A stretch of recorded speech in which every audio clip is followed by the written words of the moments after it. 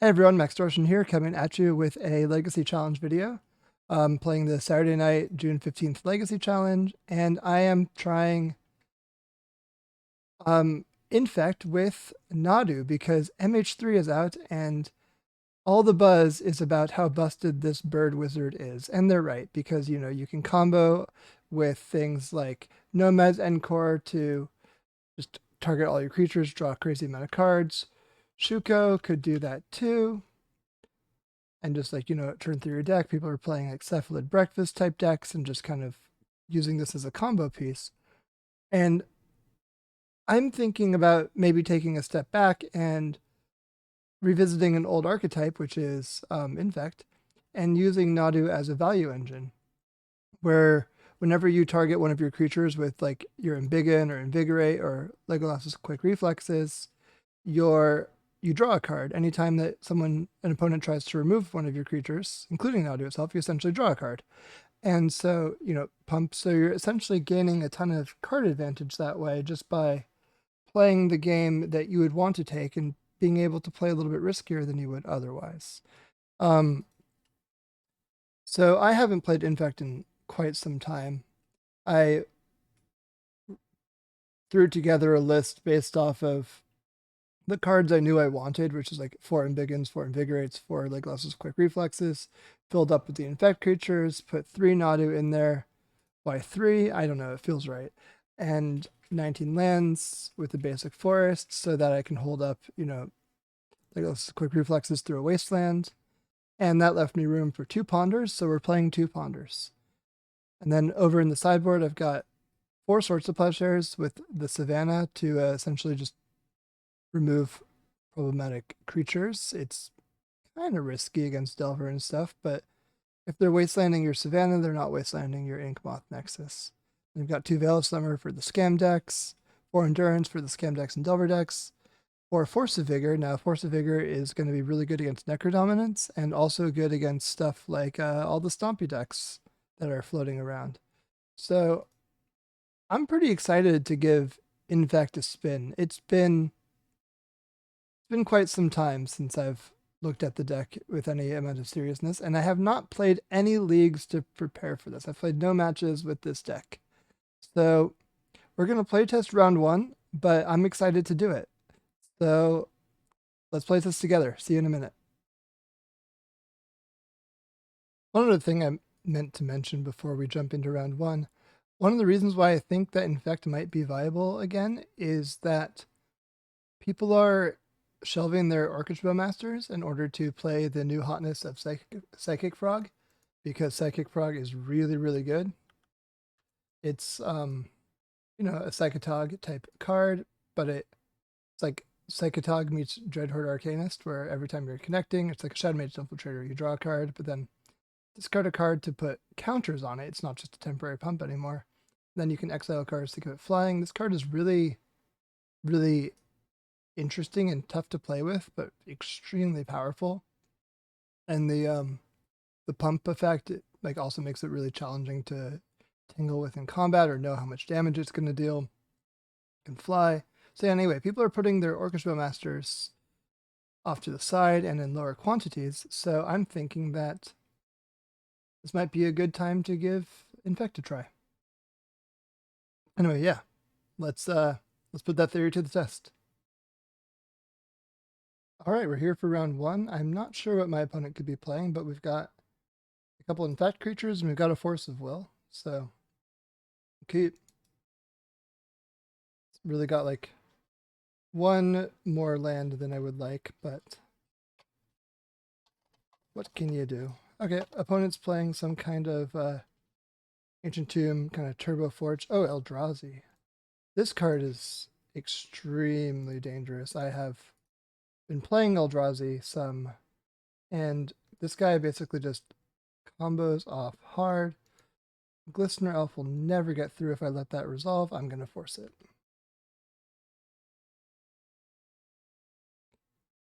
And speaking of, I will jam that Glistener Elf into play.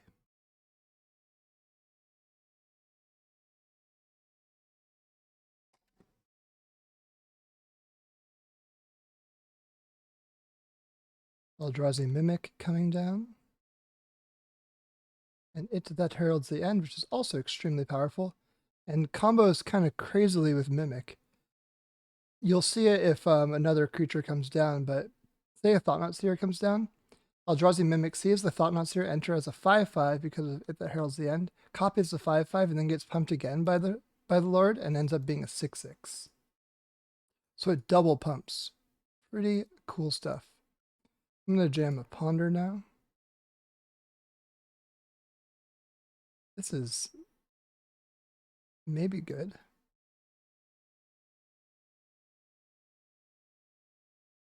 I mean, it will be good. I just need to have an extra turn to get there. Yeah, I won't shuffle. I will play the Pendelhaven, I believe. And I think I'm going to take the hit this turn. Like I can't, if I attack, they just block with Glistener Elf and I pump and trade, and I don't really want to pump and trade. I want to eat. I want to eat the creature. So I will not attack, and I'll just pass. Next turn I'll have Pendelhaven +2 Legolas's Quick Reflexes up.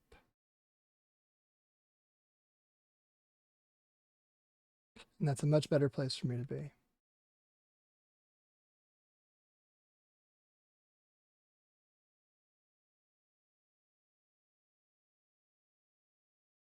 Especially since it looks like opponent doesn't have a creature this turn. Yeah.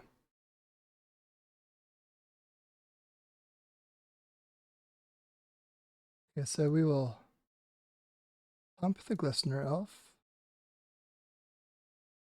Then I'm going to put a Legolas's Quick Reflexes on it so that it'll be able to attack and kill the It That Heralds the End.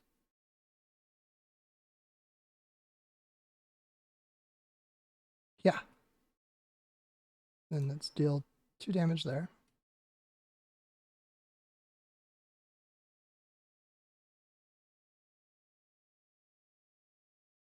An opponent now gets a choice of whether or not to block if they think I can deal more.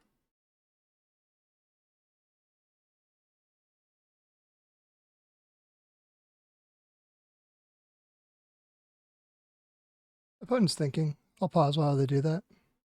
Opponent has completed thinking. They are not blocking. And they're at 2 Infect.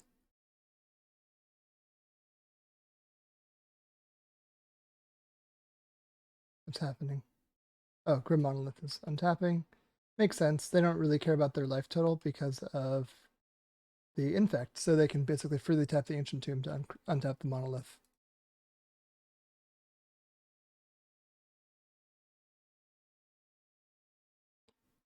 Oh no, I've been paused for a short amount of time. But opponent untapped their Grim Monolith. Are not thinking about how to untap their mana. I am going to use this Legolas's Quick Reflexes right now because my other 2 cards are lands, which means that there's nothing for Thought-Knot Seer to take at this point.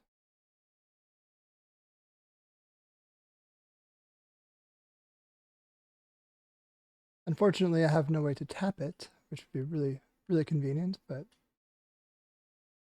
such is life. Take a nice look at my hand, this Ink Moth Nexus and Savannah.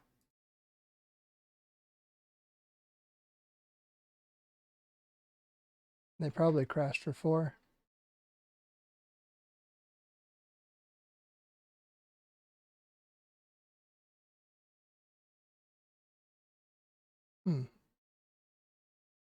Never another cardless creature ETB. So this is going to just be big this whole time. I think I'm going to, because I have the Inkmoth Nexus, I think I'm going to block. It's because the ground is so gummed up. This gets a counter on it. So on the end step, it's going to become a 2/1. It's going to go to 0 toughness and die. So it's a trade. Oh, another land is not what I wanted to see. It's a little bit too much on the land front and not enough on the pump spell front. But at least now I have an Inkmoth Nexus available to me.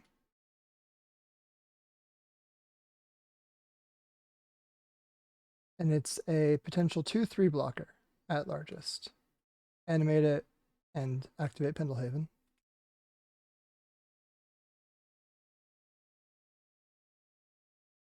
Hopefully there's no Pithing Needle in my opponent's deck. I'm not going to activate in response because I'm not going to be chump blocking anyway. I guess maybe I would, but no, okay, it's the boots. So we're taking a ton of damage. So really I just need like a brainstorm into a double pump spell.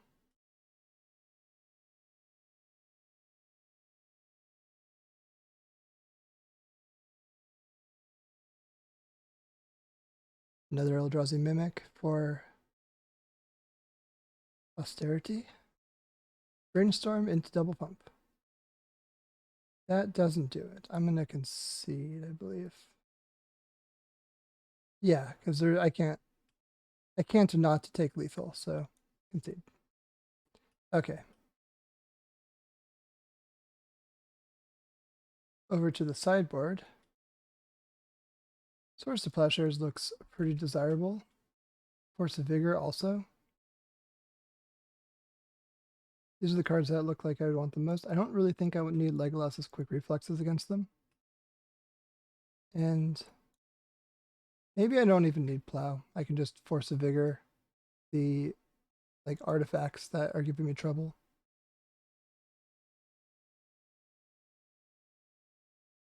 Oh, maybe Glistener Elf isn't that great because the ground's getting so gummed up.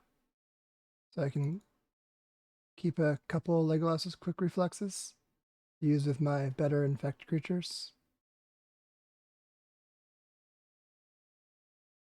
I mean, all we drew that game, I mean, we kept with the Ponder on the double Quick Reflexes, but maybe that was the decision that cost us. I'm not sure. Let's go into game 2. Okay, going into game 2, we're on the play. And another Glistener Elf hand, but this one's got Invigorate in it, and so that seems a lot more desirable. We'll keep it.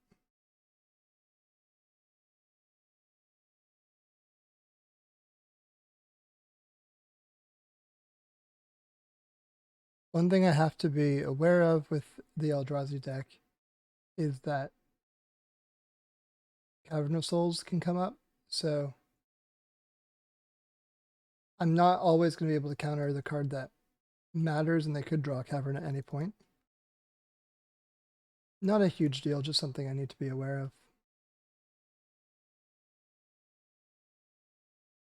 Listener Elf coming in.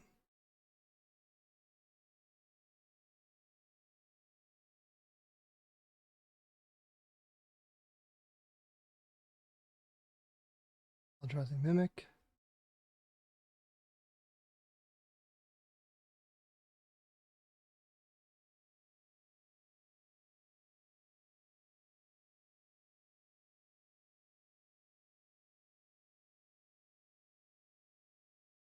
Okay, so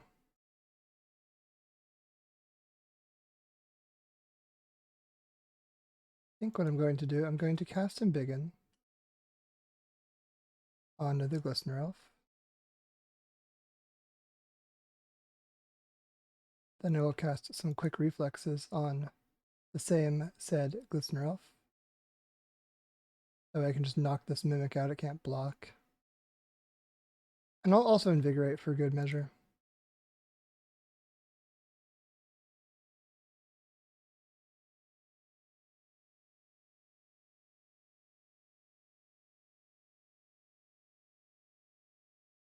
So Eldrazi Mimic takes 9, and my opponent takes 9 Infect as well. So my plan at this point is to Force of Will the next creature they play, and then deal the final point of Infect damage. Not a Cavern.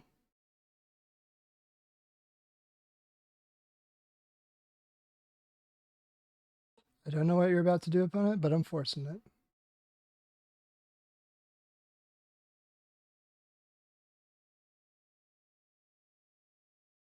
Put it on the stack. Ooh. This was also a new MH3 card. What they're doing is they're exiling my Glistener Elf and creating an Eldrazi Scion, but I didn't want them to do that, so we forced.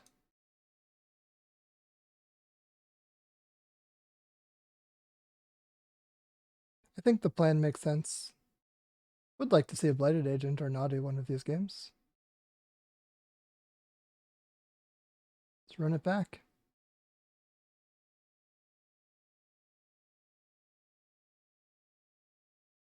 Sometimes I feel like the universe is fucking with me because it's exactly like I'd like to see Blighted Agent or Nadu. I didn't specifically ask for the lands to cast it, and so this is what I got. Mulligan. Alright. This looks pretty good. I'll put away a Brainstorm, I think. Because the rest of the hand I can put away a Verdant Catacombs. Yeah, I'll put away the Verdant.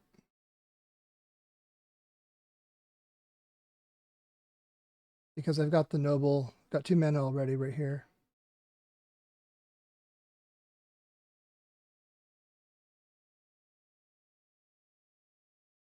Unless opponent does something super rude, which I won't put in the universe. Okay, cool. The super rude thing would have been a Chalice on 1. Invigorate is a great draw. So right now we're set up for a turn 3 kill. Assuming that nothing disrupts us. Blade Agent comes down on 2. Exalted puts it to a 2/2 attacker, and then these each add 4. Opponent is gonna go off with this Fleshraker, though. Not this turn, but next turn.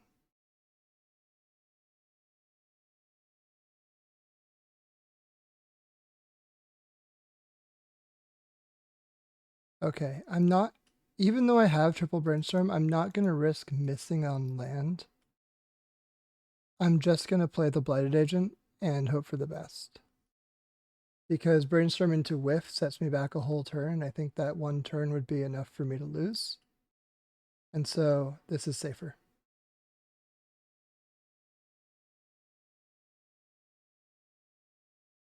Now I'm going to get a ton of pain. Let's see if I survive from 18 life. I hope I do.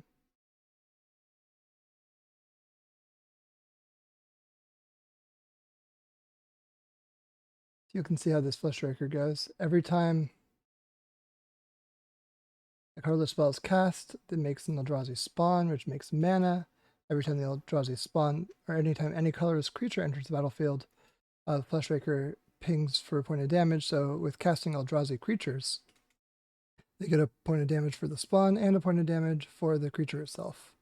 The monolith was more modest. It only ended up creating 1 spawn token.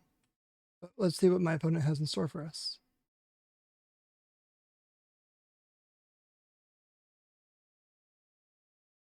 Get to that heralds the end. So these spawn tokens are getting bigger too.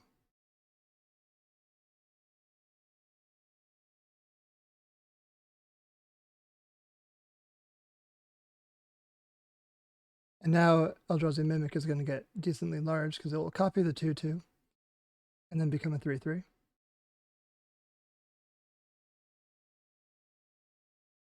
Oh no. What's this? I hope it's not a command. It feels like it might be one. Thought-Knot Seer. I can deal with the Thought-Knot Seer. Taking a lot of damage still this turn, but I can deal with it. I'm going to be taking 6. So the Mimic is going to become a 6/6. Fleshraker is going to be dealing 3 more. That's 9 damage from that. So, assuming that opponent takes one of my 2 pump spells, then I will need to brainstorm into another pump spell and the mana to cast it.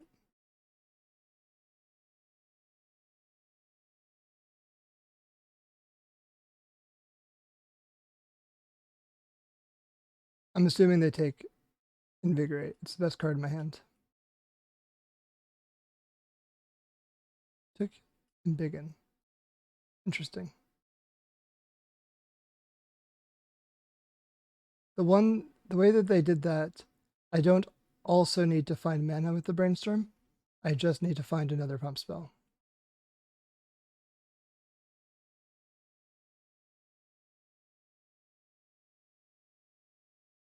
There's a Daze. Okay, so we'll put away Daze, and we've got at most 2 more cantrips left in our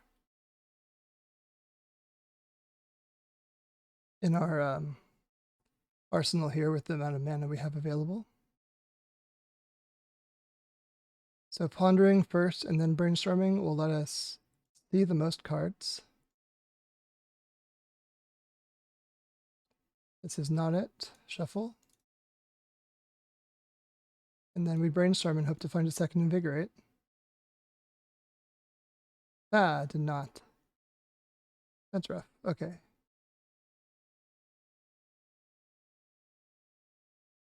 Well, that's too bad. We found a second Invigorate there, or if we found an Embiggen off the first Ponder, we would have been able to win by dealing 1, 2, 3, 4, 5, 6, 7, 8, 9, 10 damage of Infect. But as it stands, we have lost round 1, and I'll see you all for round 2.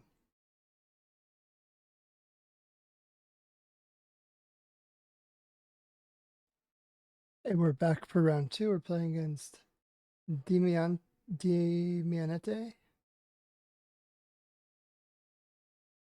I will keep this hand. It's got turn 2 Nadu if I want to draw it up that way. I think I do. It means lead on the Noble Hierarch as opposed to the Glistener Elf.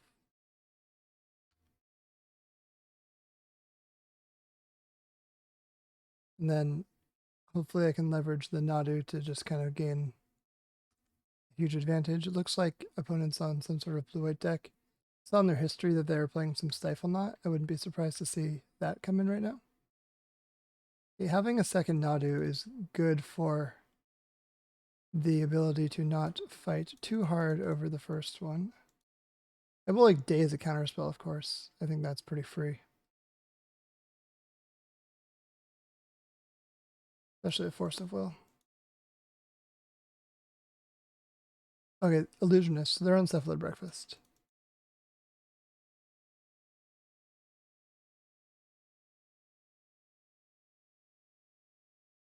So that's just one thing for me to be aware of. That we could die out of nowhere. So I will let that resolve. Not like I really have much of a choice, but letting it resolve. Now Nadu is my other blue card. So I think I'm just going to play both Glistener Elves and then attack with the Noble Hierarch. Or I'm not going to attack with the Noble Hierarch because I want to play around Daze if I can, and there's no reason I'm not going to deal 20 natural damage this game.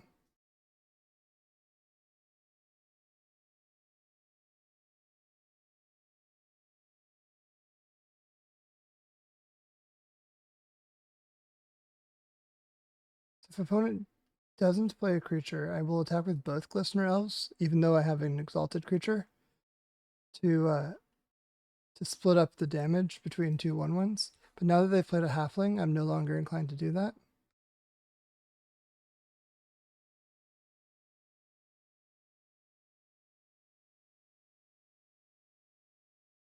Maybe now that they...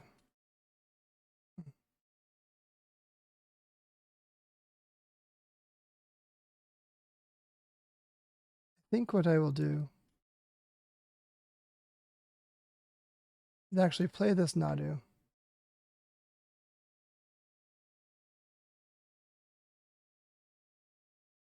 It ate a Force of Will, which not the worst thing to have happen.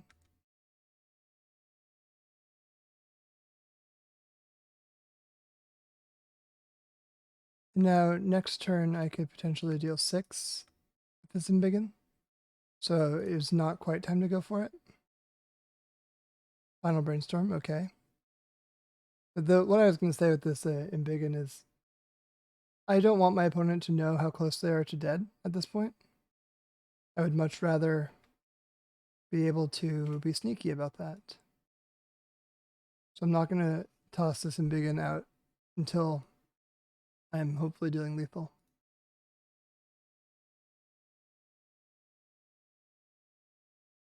I'm thinking hard on their Brainstorm, putting 2 cards back. Nomads is in play. No Illusionist.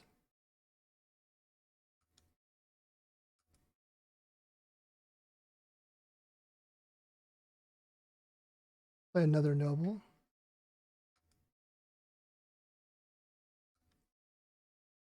So now, if this gets through, which it might, it does, very cool. Okay, so now next turn I will attack with both Glistener Elves, and then just pump the unblocked one. This looks like a Nadu though. Legendary spell can't be countered. Yep. This is why we've got those Swords to Plowshares in the sideboard.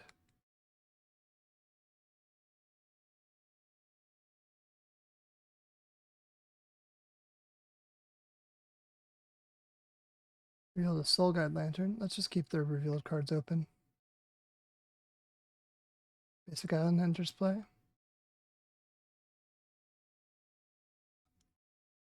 Cephalid Illusionist to hand. They could play it now and try to combo us. Another Halfling.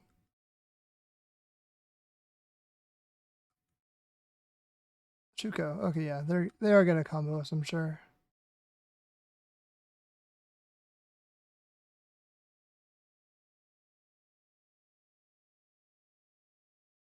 So obviously I am quite dead, but I am going to have them reveal their whole deck because I want to know what to play around.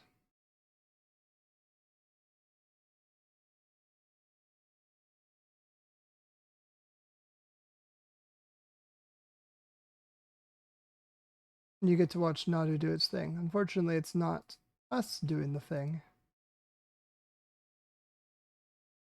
but it is still pretty impressive.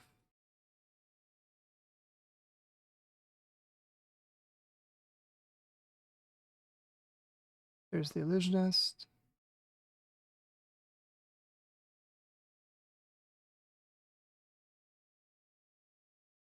Oracle into hand.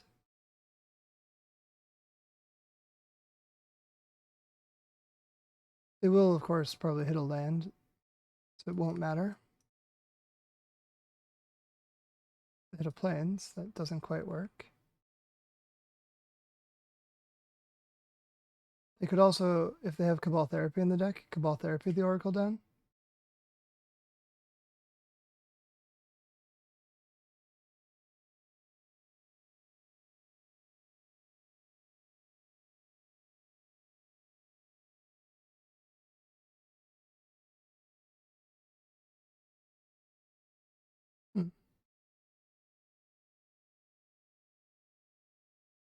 Let's see what they do.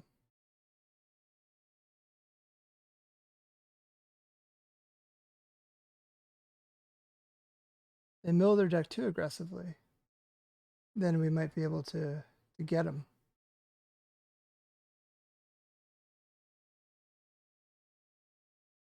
They're pondering.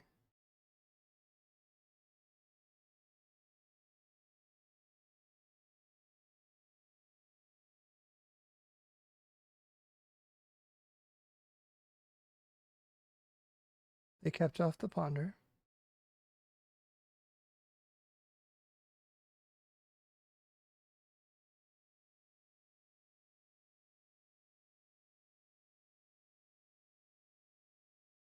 Okay, got a pair of embiggens.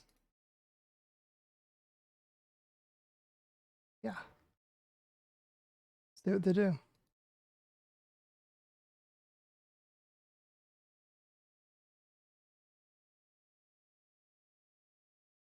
Got a brainstorm into hand. Ponder into hand.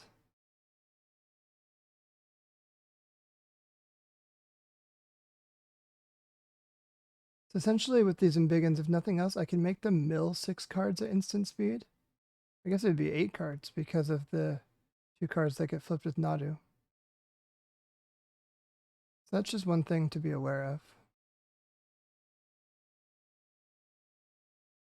If I can deck them, then that's really good for me.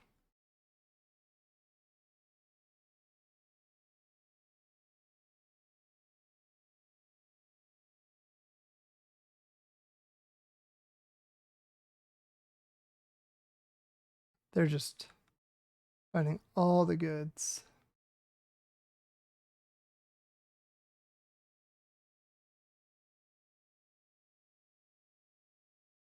Source of pleasures. Orange chant.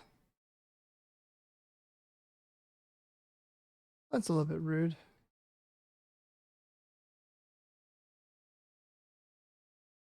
I'm gonna try to surprise this, but now I need to create 2 lethal attackers just to get some blockers off the field.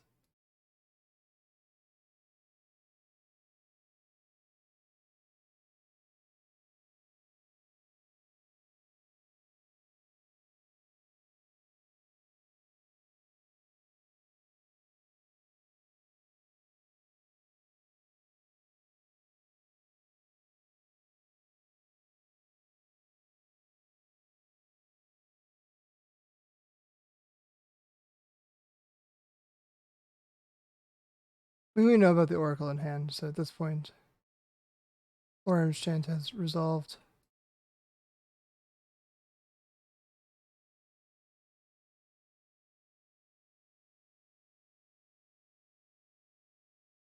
And I'll scoop them up.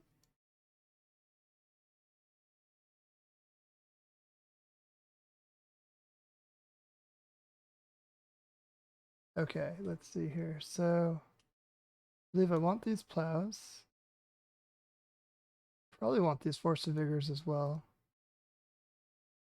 Do a maybe on these. Teferi also kind of like shuts that down real hard. I'm not super high on... What? What am I not super high on?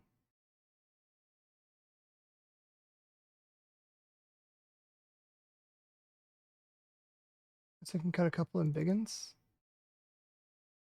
And like...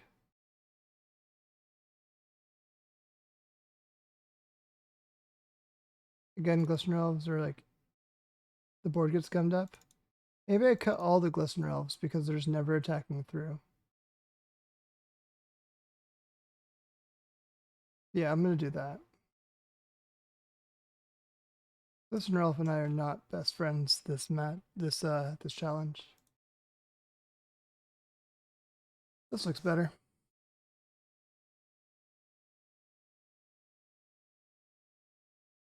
So we're going to get a Tropical Island and cast a Noble Hark. Backed up by Days. Hopefully we can get a turn 2 Nadu down. The Winged Wisdom himself. Winged and Wise.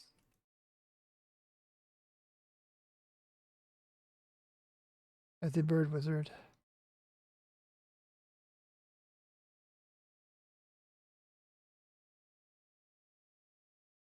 Yep. So opponent's pondering.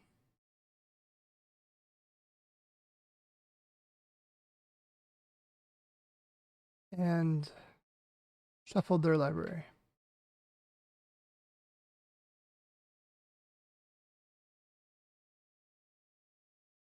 So at this point, I am going to play a Nadu because I have Days Protection. I don't even need it. Cool.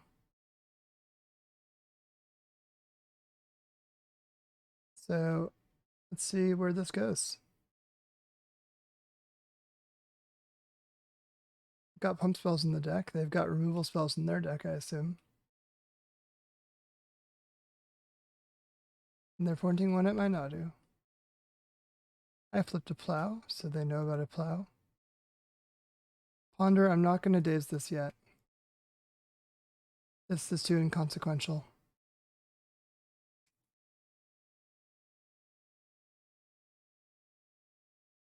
They shuffled their library again. And biggin, huh? If I play... This is +5, 6, 7. Yeah, so it doesn't matter yet. Let's ponder.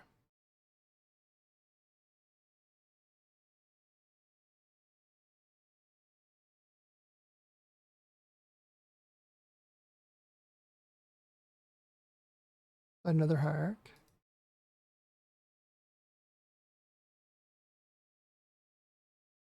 And I will fetch another trop. And I'm going to crash for 3, and next turn is potentially 8. Because Embiggen is a +5/+5 on Inkmoth Nexus. Because it's a Phyrexian.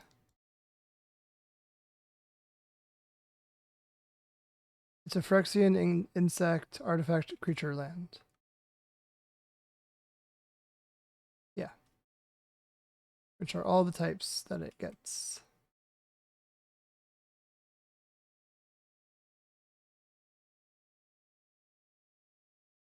Not too concerned with whatever my opponent can throw down right now. Yeah, definitely not concerned with Narcomoeba.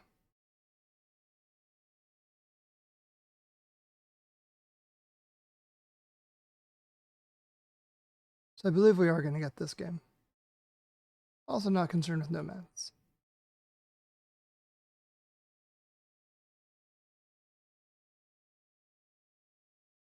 Let's Swords the Narcomoeba first. Animate. Attack. Embiggen. For lethal. Very good. Tied up the match. Now for game 3. I want to change anything about my configuration.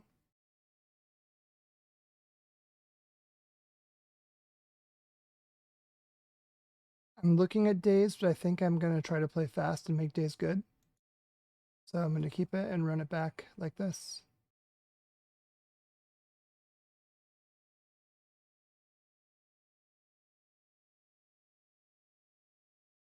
No blue mana, but got multiple ink moths.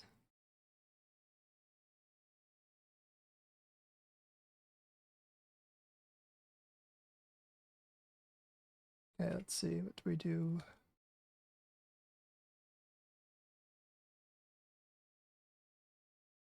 I'm going to lead on a Savannah so that if they play a creature on this subsequent turn, I'm able to plow it and then plow again on my turn. I'd much rather be able to use the plows while Inkmoth is not yet attacking.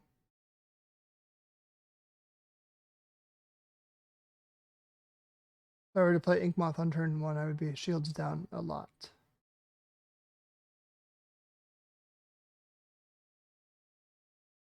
Okay.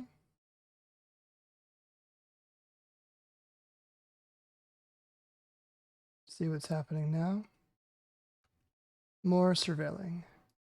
Look at those floated strands hanging out in the yard. They kept this one on top.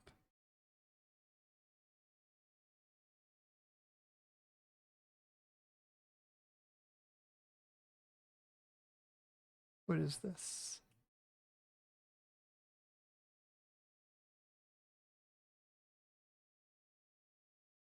What are you doing, opponent? Are you breakfasting? Absolutely not. Okay, that's fortunate.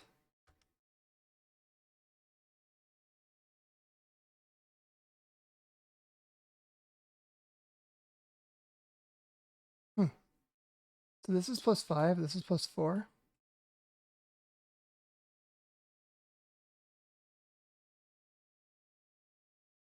I was going to remove the illusionist, but I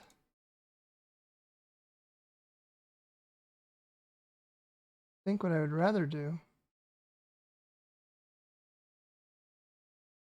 is Embiggen, Invigorate, attack. Yeah, that is 10 damage. And for Infect, that's all you need. We got the match. We're 1-1. I'll see you all for round 3. Hey everyone, we're back for round 3. This hand looks totally reasonable, except our opponent is Rudeslay, who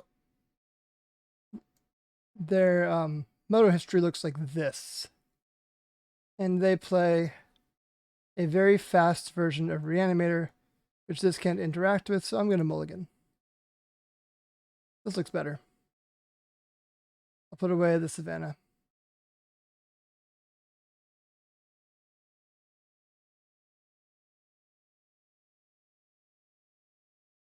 Keep. Goodbye, Savannah.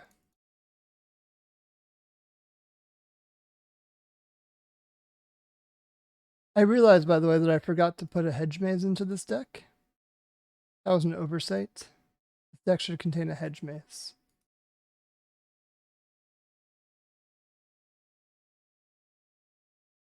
I realized that between rounds and I threw it in there now. There it is. Over Tropical number 4. So opponent's doing a Grief Pitching Exhume.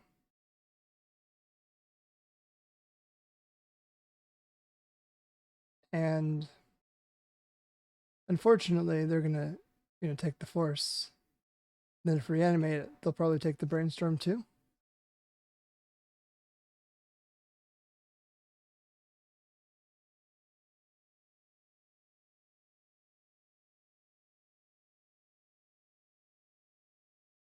Force has been taken.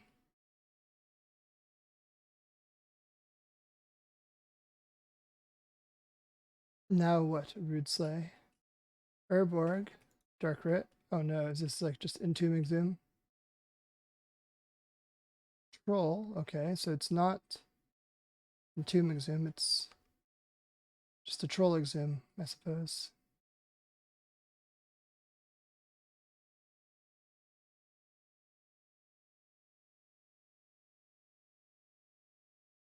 Okay.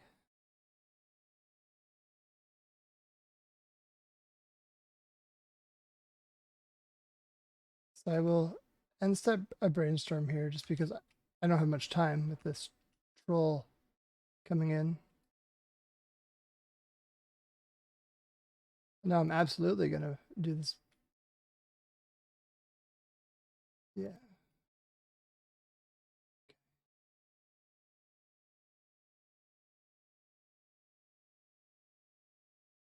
Biggin and then Blighted Agent on top.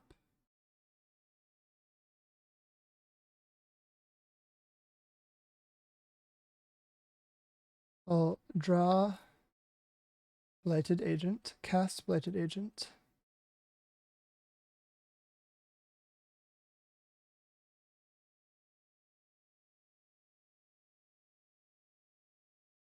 See what they take.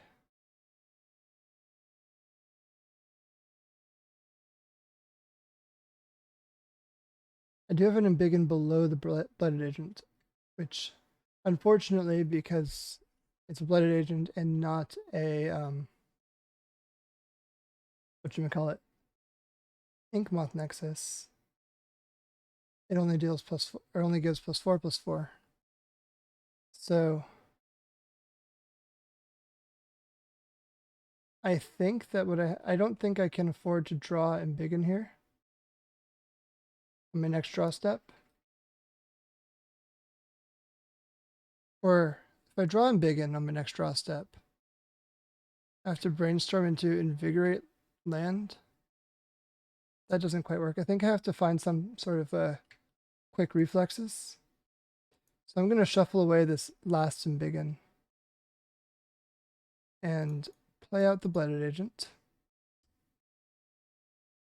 And then I'm gonna hope that so I take 8 here, go to 4. And then if I can get a Legolas's quick reflexes off this brainstorm, I can remove the troll, which would put me in a pretty good spot.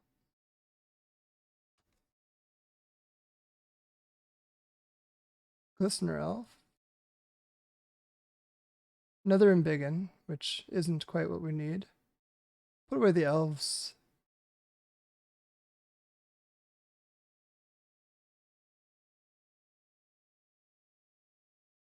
That doesn't cut it.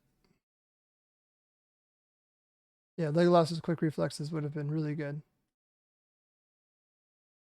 Maybe we would have won. Let's see. So Endurance coming in. Veil of Summer coming in. Not Force of Vigor, but Veil of Summer is coming in. Source of Plowshares I have as a maybe.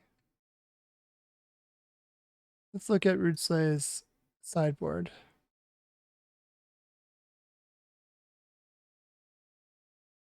They go into Dark Depths. So yeah, let's bring in these plows. And then I think I'm going to actually, since I'm bringing in all this stuff, I think that I cut the forces and dazes.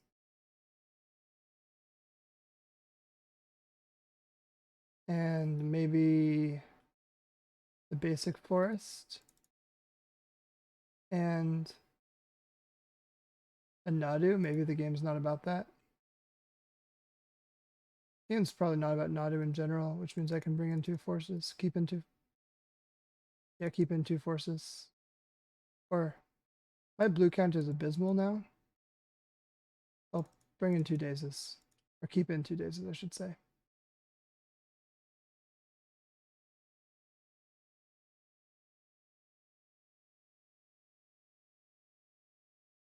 Yeah, I like this.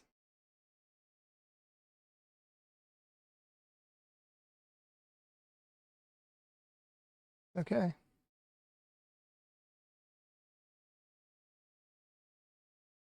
I'm going to lead on a Verdant Catacombs because I might want to do a Source of Pleasures or a Veil of Summer.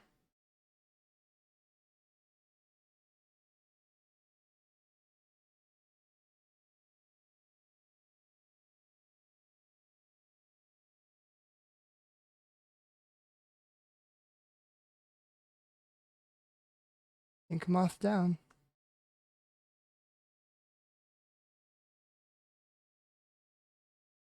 So at this point, let's see what opponent has in store for me. Ink Moth is now a swamp. Exciting.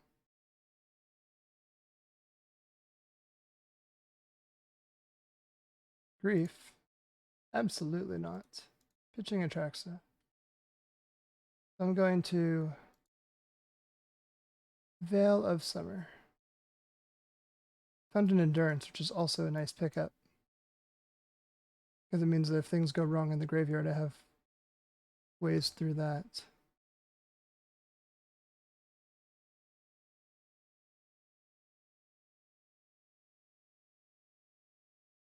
I'm going to save this Glistener Elf to like pitch to the Endurance.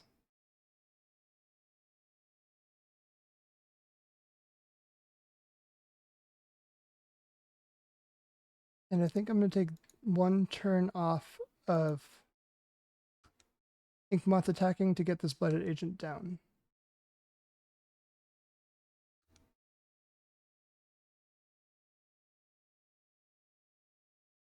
We'll see what opponent has in store for us now. But I feel pretty well insulated.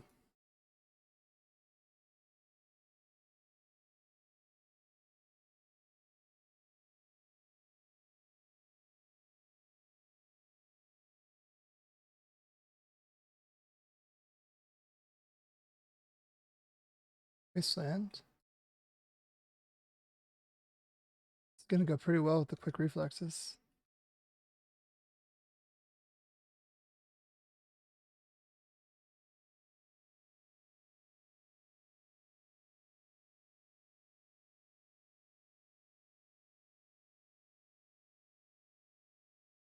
Full attack.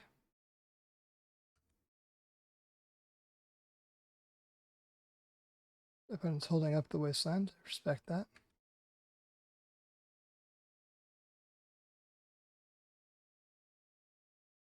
Now they're firing that off.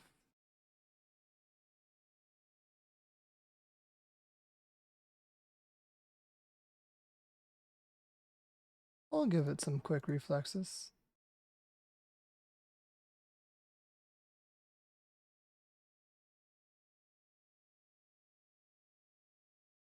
And it's untapped for good measure. Kind of funny.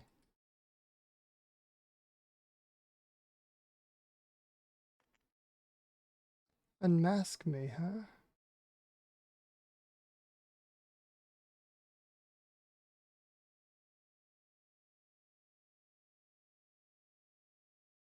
There's no point blowing the endurance in response because the thing I'm more afraid of is like a giant creature coming in. But at least now I have the source of plowshares.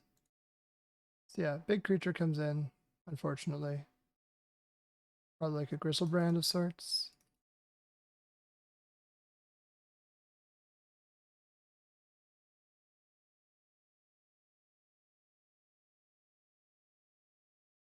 The cruelest of Archons.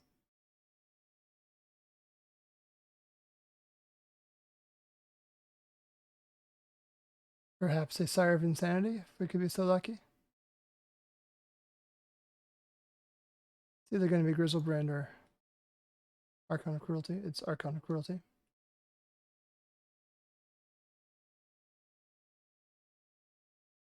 So I'll use Inkmoth to animate itself.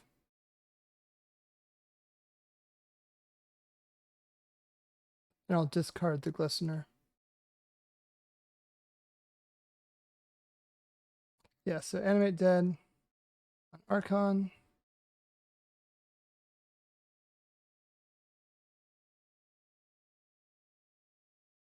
So Inkmoth animating itself so that I can sacrifice that just because it frees up my mana. And it's, not vulnerable to Wasteland and stuff. So I sacrifice the Inkmoth Nexus. I discard the Glistener Elf. Opponent plays a Petal for good measure, and I will plow this Archon. And I'm going to use the Invigorate now just because it's not safe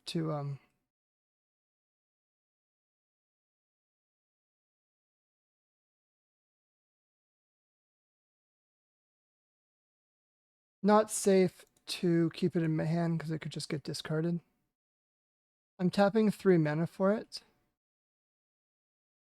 And the reason I'm doing that is because hypothetically, if they were to get a Griselbrand into play or something like that, I just don't want them to have like needless amounts of life. Maybe that's dumb and I should have represented something else, but also the fact that I have a daze, maybe they think that I'm like tapped out and can't do anything.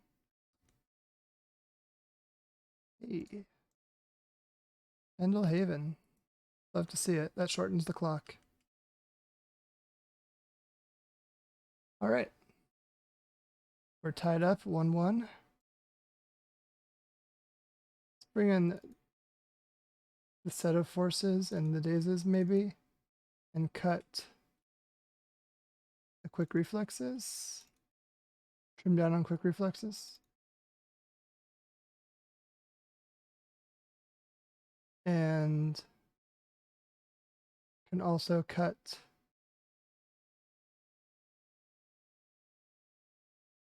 Noble? No. Cut 2 Glistener Elves.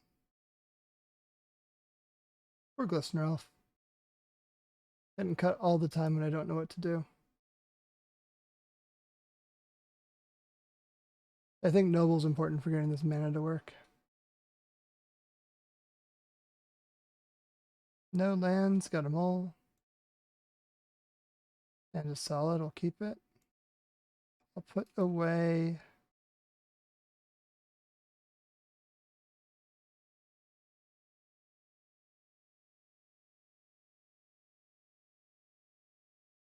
Put away Blooded Agent.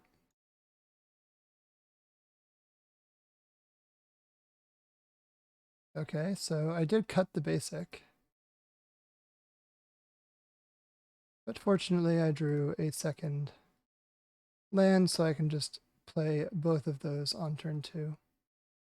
Trail of Khazad-dûn coming in. Getting my opponent their swamp.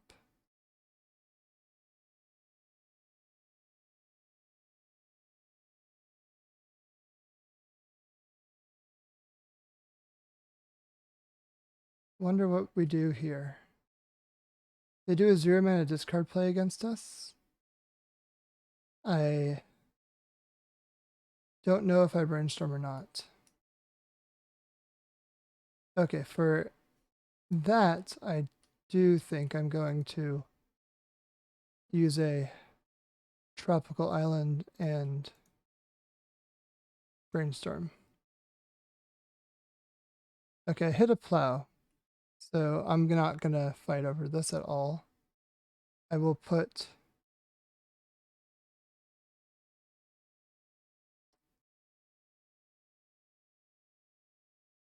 what card am I least likely? I guess I'll just do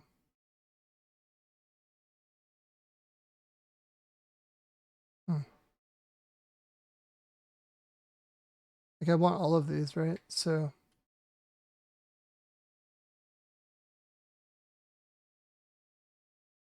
I guess I'll put away land.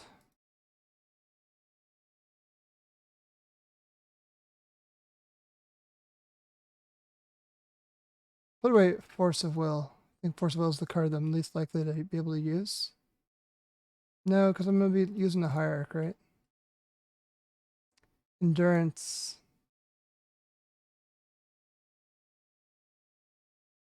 Land and Endurance on, and Source to Plowshares on top, because I don't want it to get thought seized away. Figured it out.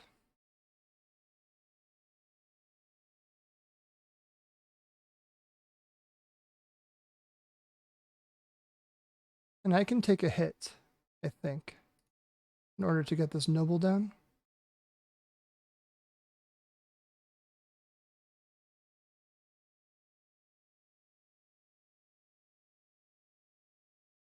Sure hope I can.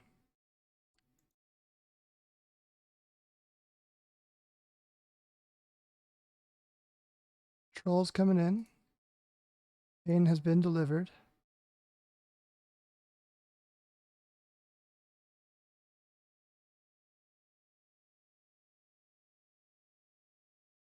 I don't know what my opponent's doing. I don't care for it.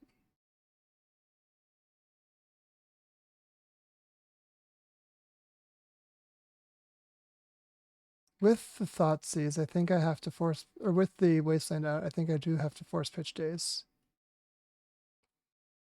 Pains me to do, but I think it's the way I gotta go.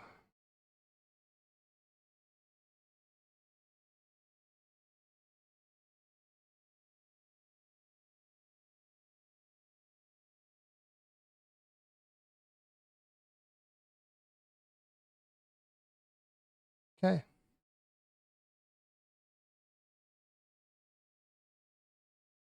Drew another force, which is decent. I'm gonna keep this up. There's no reason necessarily to show my opponent that I'm like to plow preemptively. I don't think they can do anything to protect themselves. And I will plow now.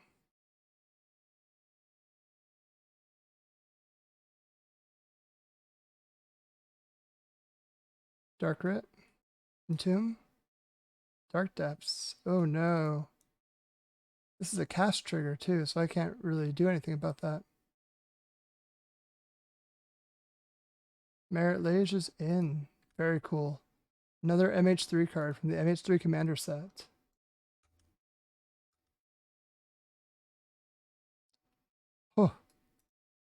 Well, not much I could do about that except get extremely lucky. Getting extremely lucky is what I can do about that.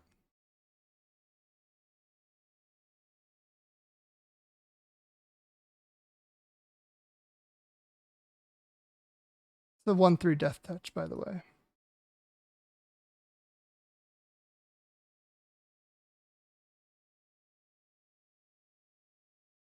Okay, so land.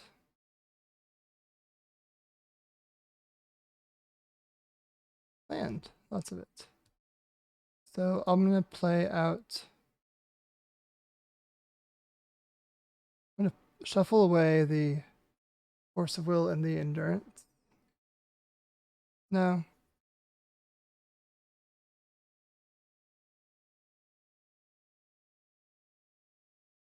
Because Glistener Elf can't ever trade positively with the Cultist. So I guess I'll redraw the Endurance possibly. I want to hold up Force of Will.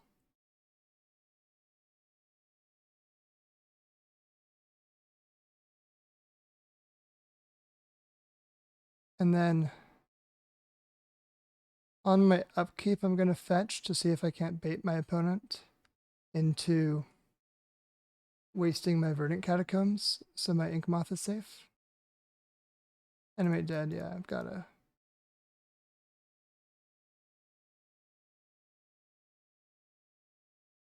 Gotta say no to that. Now at this point,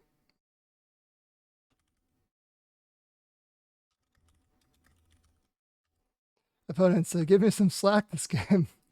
As I said, haha, if I do, I lose. Which is true.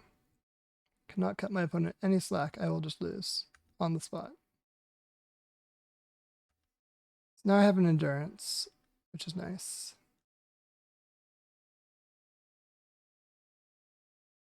I will use it on my opponent as soon as they force me to act.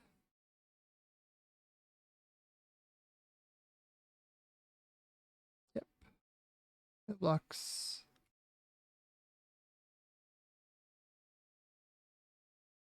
Another troll in the yard.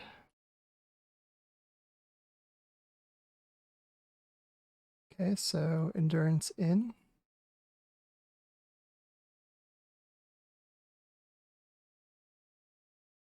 I'm just doing this proactively because I'm going to get wastelanded at any time.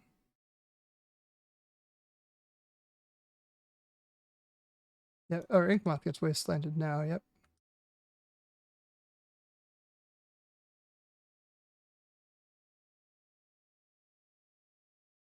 Notably, my opponent's at 40 and I'm at 6. But I did just draw another Swords to Plowshares.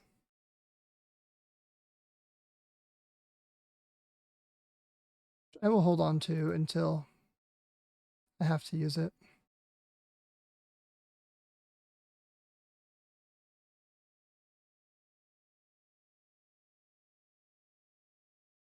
Not going to blow it yet.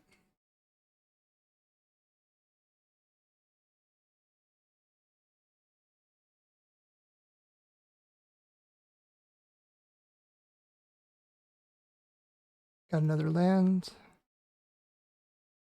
Pretty happy about that. Working my opponent down from 40 life.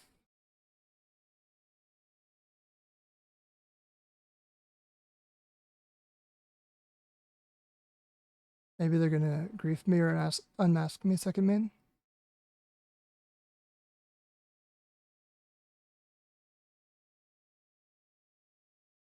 Yeah, grief. So I'm going to plow the grief.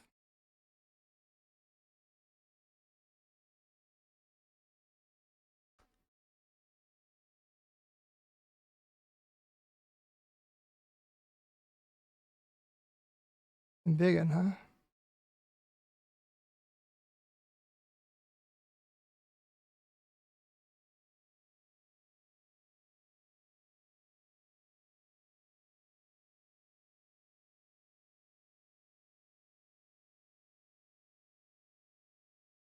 So Noble Hierarch will get +3/+3 from this Embiggen. Become a 3/4, which will trade with the Cultist.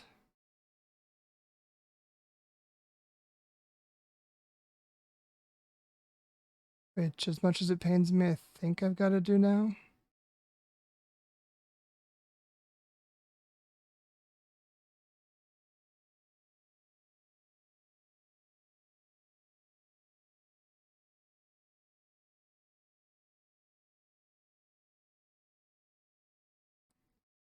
Yeah. Okay, new Cultist.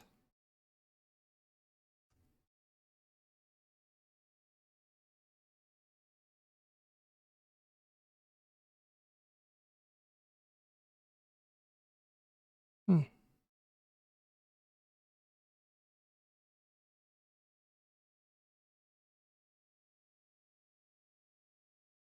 think I block it.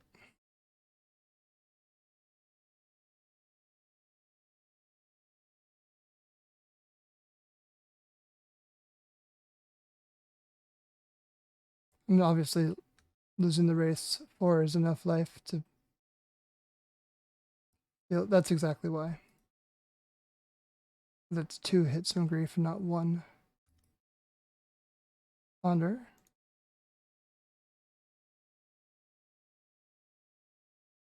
Ink Moth is...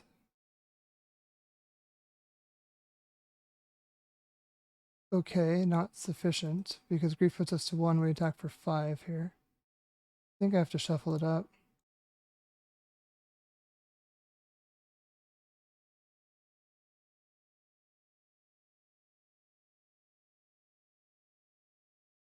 I have 1 more Source of Plowshares in the deck. And I've got to go lethal to grief to find it. Alright. That's not it. Ah, that's not it. Okay. But we made a good game out of it. Unfortunately, going to be 1 and 2. Opponents had a pretty cool pivot this game.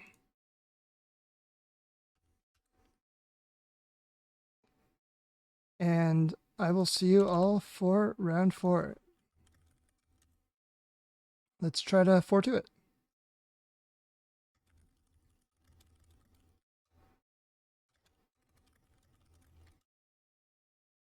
Cool. See you there.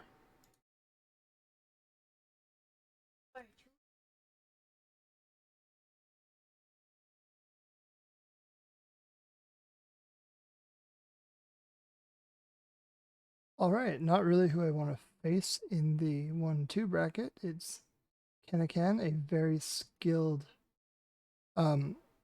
painter Sol Cauldron player. I'll keep this hand. It's got an Inkmoth Nexus and a bunch of Invigorates. So that's the plan. It's also got a Force of Will and a Nadu to pitch to it. Inkmoth turn 1.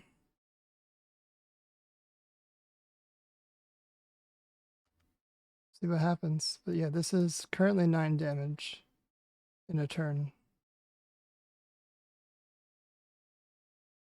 Engineer, I think I need to force because it gets the thing that gets welded. Speaking of, I could actually use the quick reflexes now if I wanted to. I mean, on my next turn, just to clear this welder. I don't necessarily think I need to do that yet.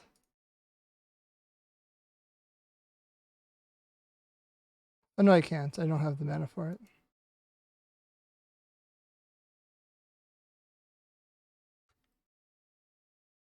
Right, let's get in there for 1. Yeah. Now, we've got 9 left over. These 2 Invigorates plus the 1 Inkmoth. This Engineer, unfortunately, does resolve.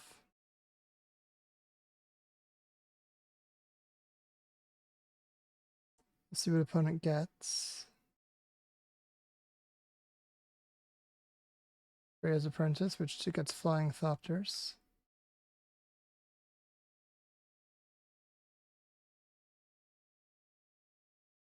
Fortunately, we will still be able to interact positively with this because of the quick reflexes. We can kill the Thopter token.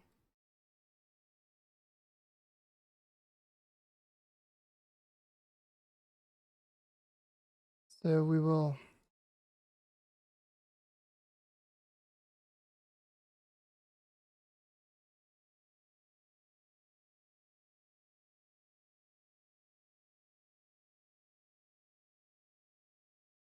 animate the ink moth.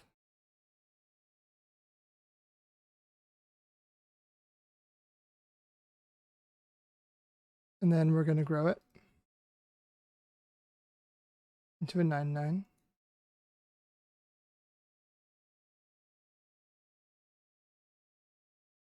We will give it the quickest reflexes.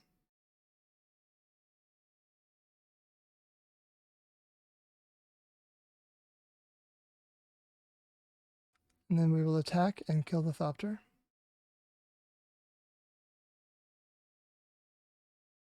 And deal the remaining 9 infect damage. Sorry, Kanakan. Let's look at their most recent deck list so we can figure out how to sideboard.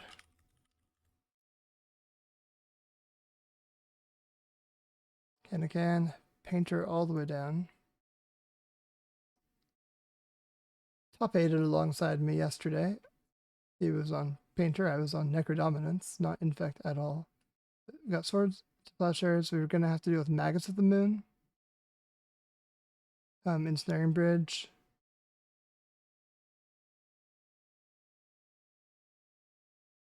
Okay, so Force of Vigors in, Swords to Plowshares in. I think I want to cut Forces and Dazes. I think it's that simple. Endurance is the maybe. You know what that means. Sorry, listener off.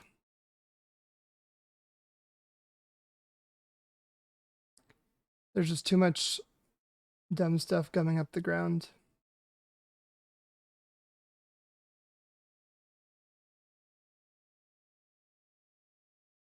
This hand doesn't have a creature, but it has a lot of good answers to when we find one. What's happening here? Is this a Magus? A Vexing Bauble is annoying, but okay. It's annoying because Force of Vigor gets turned off.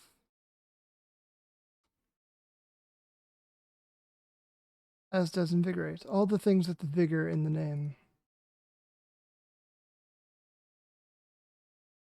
That's okay.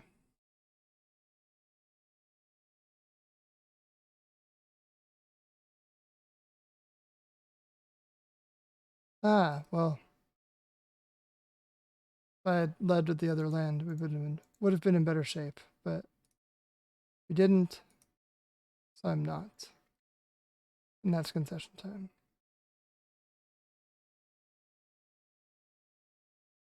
On the play, I think I want Dazes over Endurances.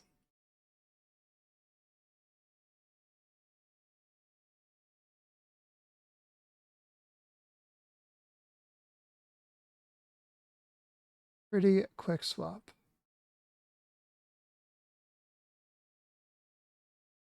Keep.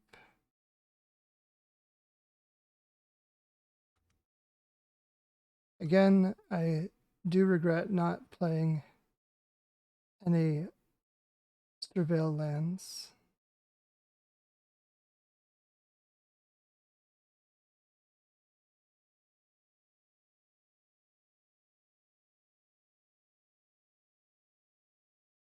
Let's go Blooded Agent and Inkmoth.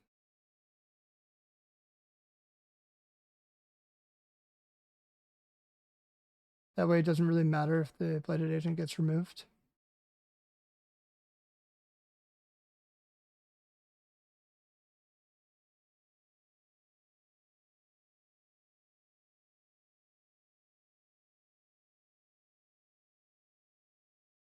Hoping I don't get Magus again.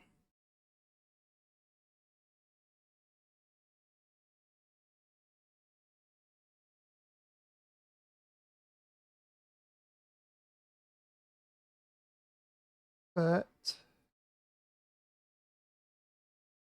ooh, not a Magus. Love to see it.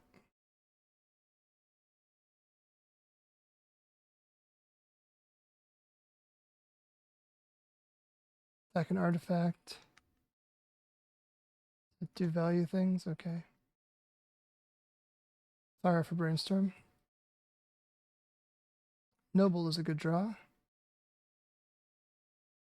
Put away Verdant Catacombs and I think Days. I think the time of Days is past us.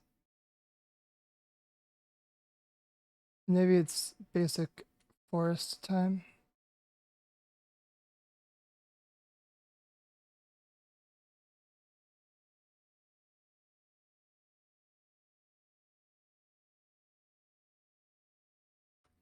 Two unblockable damage coming in.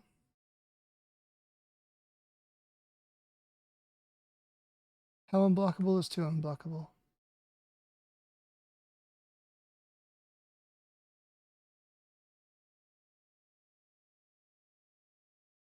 With the Noble Hierarch, I'm not cold to a Magus of the Moon.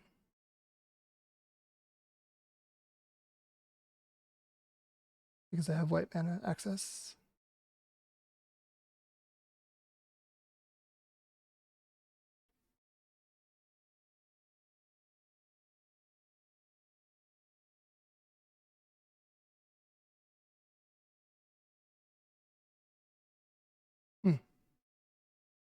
So opponent has put 2 damage on each of these.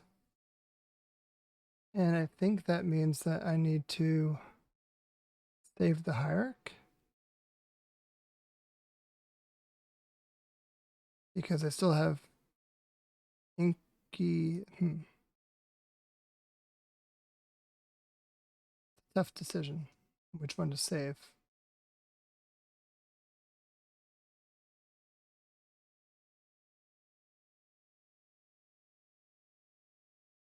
My gut says I'm saving the Hierarch.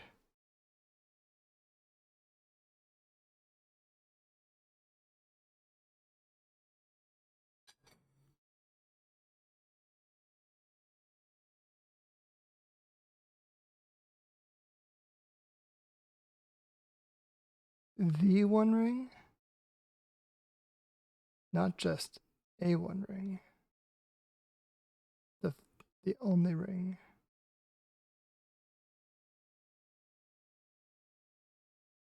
And the Goblin Engineer.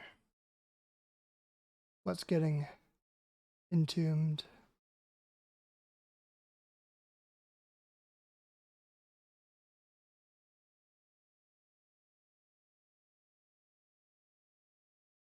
Legion Extruder. ETB deals 2 damage to any target. Interesting. Scary.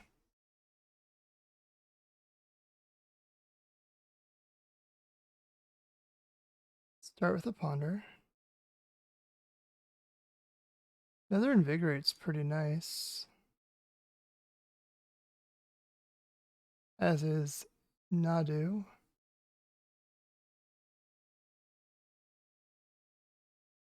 Put the Invigorate in hand and then Nadu next.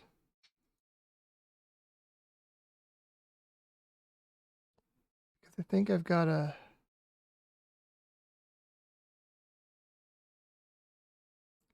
plow this Engineer.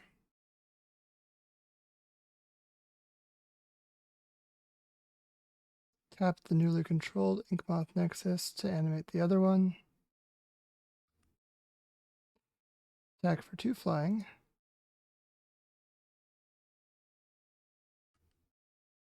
It's only 2, don't worry.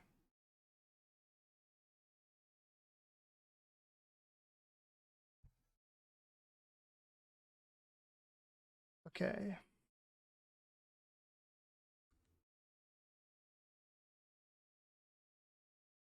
The One Ring is going to pop off.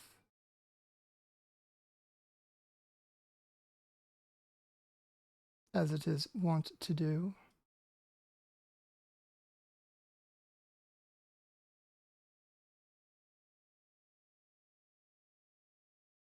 3 going on. Dragon Engine. Okay, that's not that bad. I was afraid of worse. I can play a Nadu now.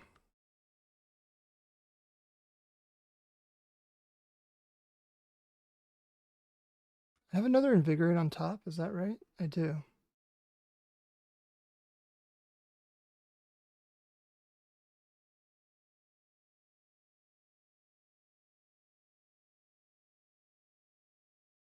Blue, green,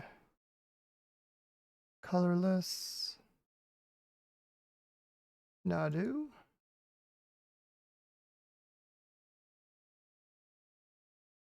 Ink Moth.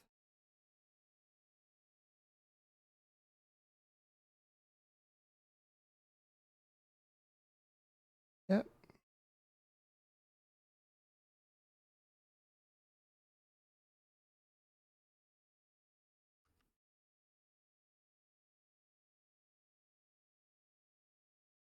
Roll attack. See if opponent blocks.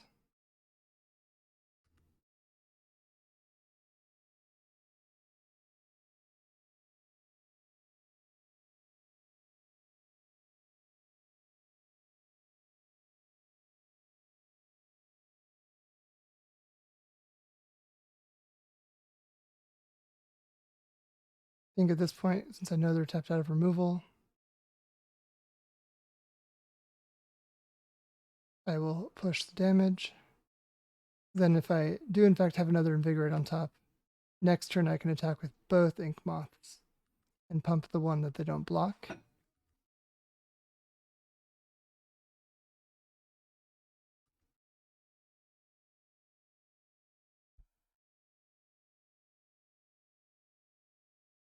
Mox Opal.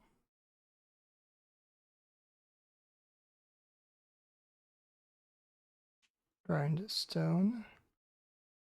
Oh no.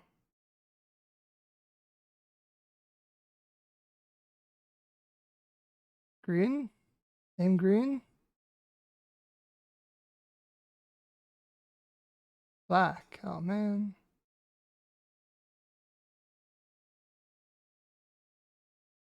Well, we mill out. All our cards are black now.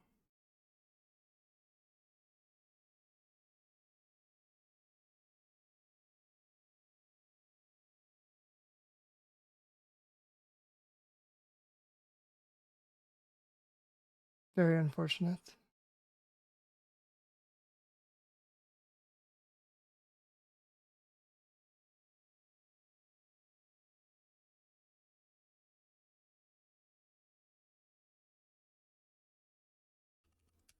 GG, opponent.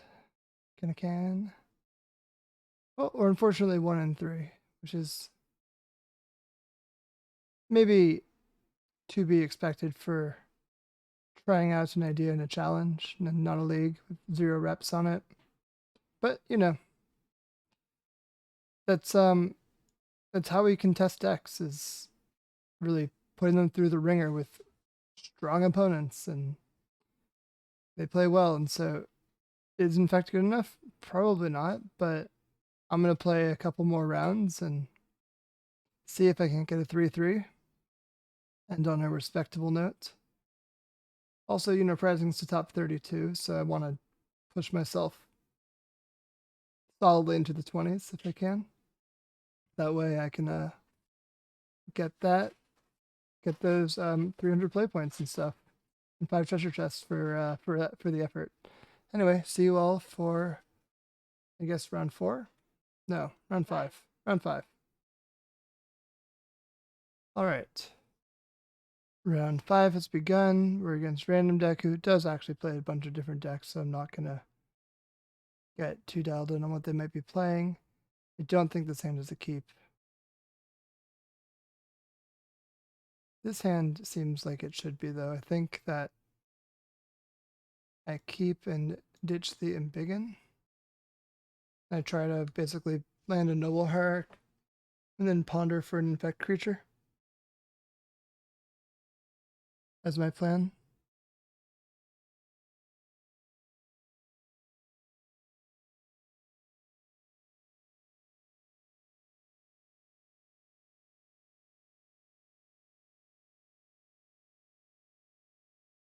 Well, last time I played against random deck, they were on 5-color Beanstalk. This does not look like 5-color Beanstalk at all. Looks like 1-color Painter Stock. Vexing Devourer, yep. Found my infect creature.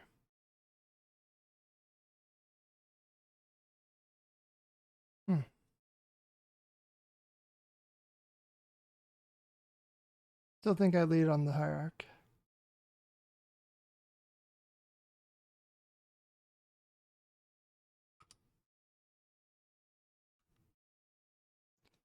And then next turn I'll play the Ink Moth.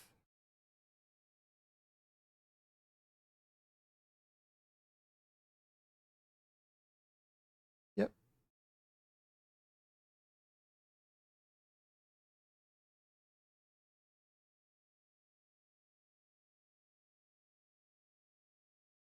So I do have to block, unfortunately.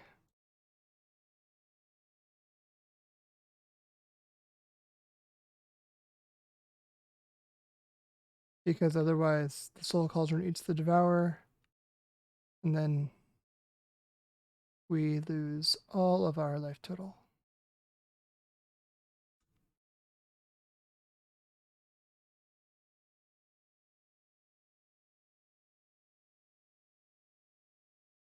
It's going to play the Ink Moth.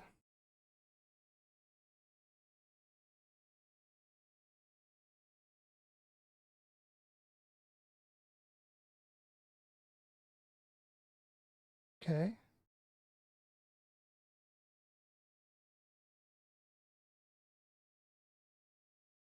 Not sure what opponent's so afraid of.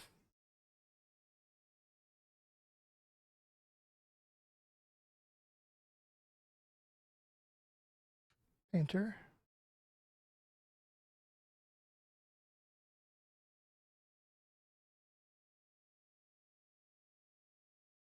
Everything is red.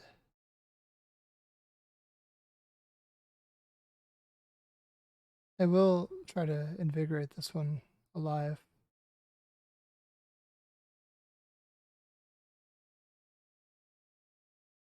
Nope, getting plowed.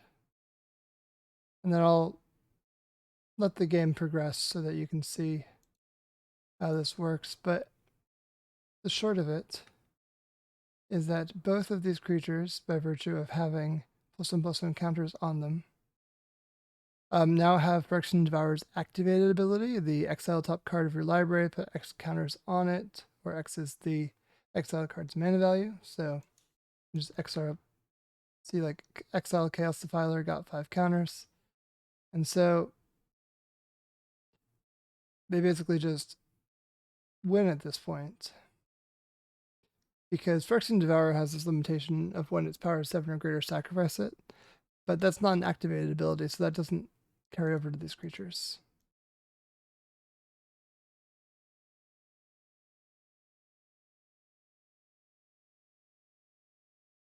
Okay, Force of Vigor, Source of Plowshares.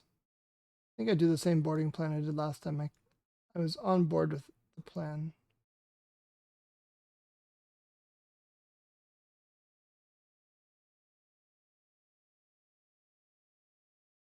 Just gotta hope to convert.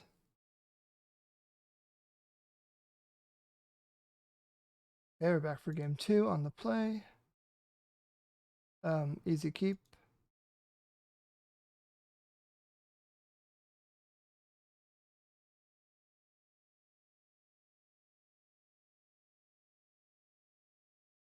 I wonder if I lead on Ink Moth with this one. The turn 3 kill. No, it's not.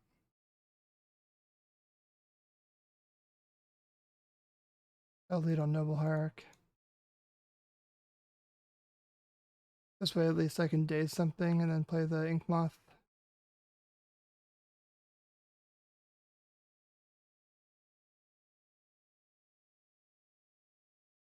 I just want access to LQR at all times, essentially.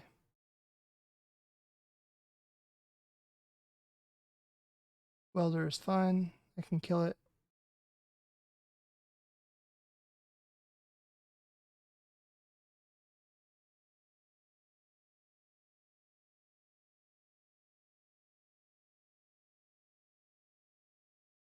Should I kill it now?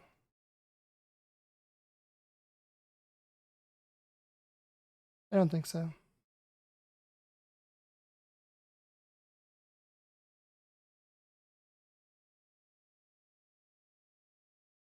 I think I just leave back my stuff.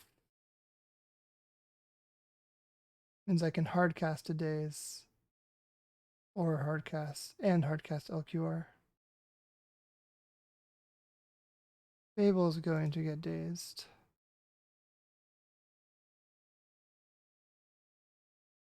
Too much value with that Fable. Discard outlet for Welder, all that stuff.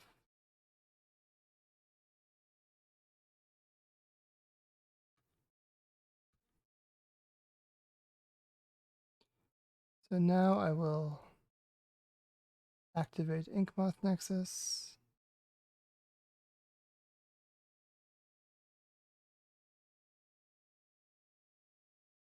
Pump it up. I'm debating using the LQR just to clear the Welder. I don't think that's worth it yet.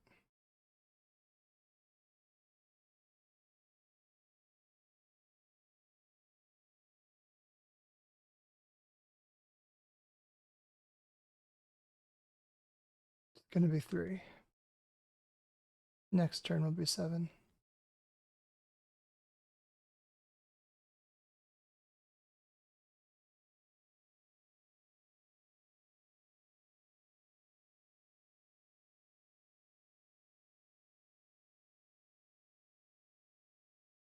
Opponent's got 4 mana.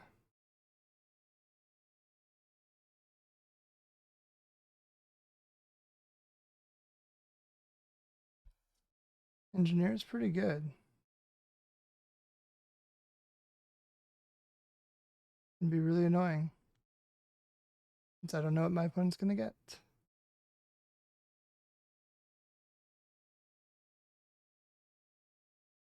And then Devour, so it's Soul Cauldron time. I've got to daze that.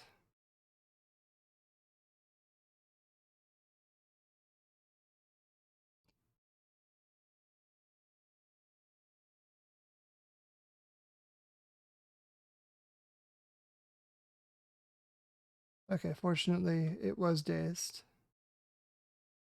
So this is attacking for 1 and not 20.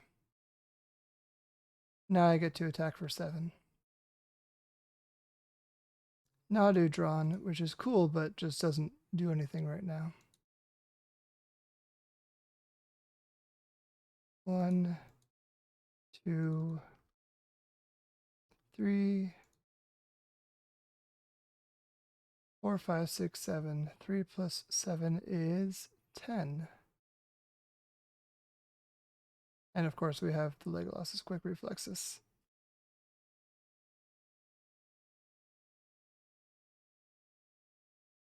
We tied it up. I think on the draw I do want to switch the Daze and Endurance.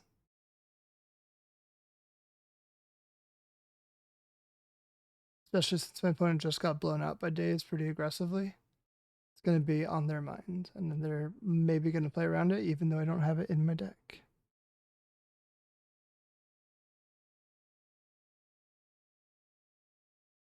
Well, no lands in this one. Nadu, though. Okay. This has a bunch of fast win stuff, which we keep about.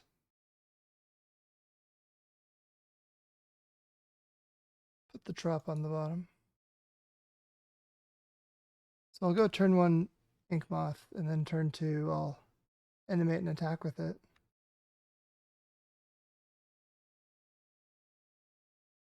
Wow. Lots of pump. Way more than we need, but that's okay.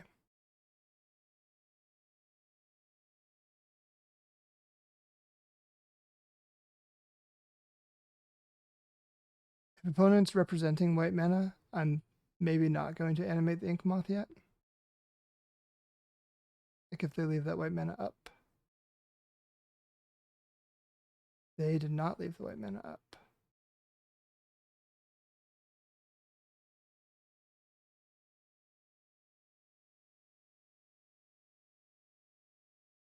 And now I think I go for a tropical. Animate. Attack.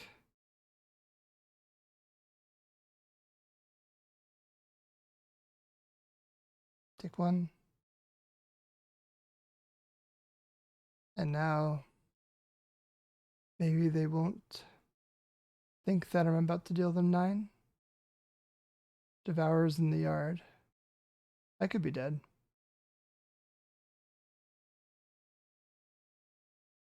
They play a Soul Cauldron here. They didn't. Fortunate for me. Okay, so now I want some sort of protection.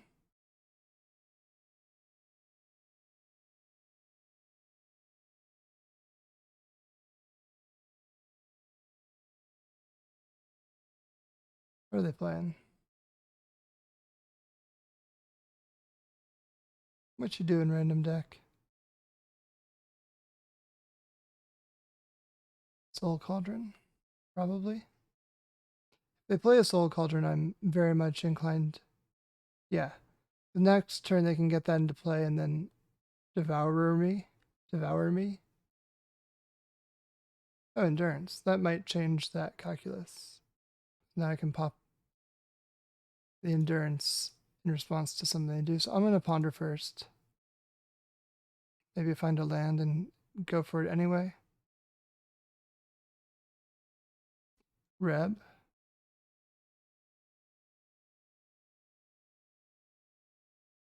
Okay.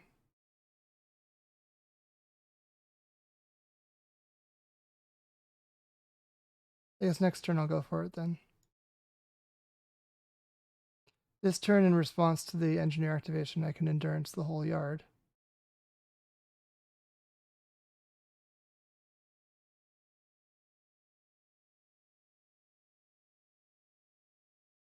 Yep, new Fable.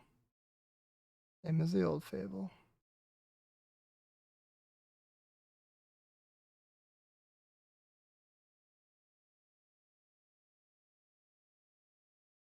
Okay, Endurance, pitching, and biggin.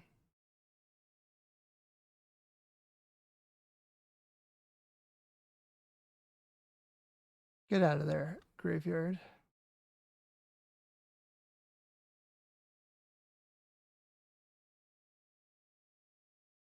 Now opponent attacks me for 2. Ouch.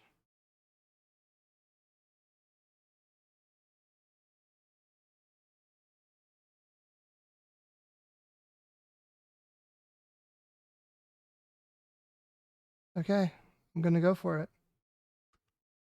Wish me luck.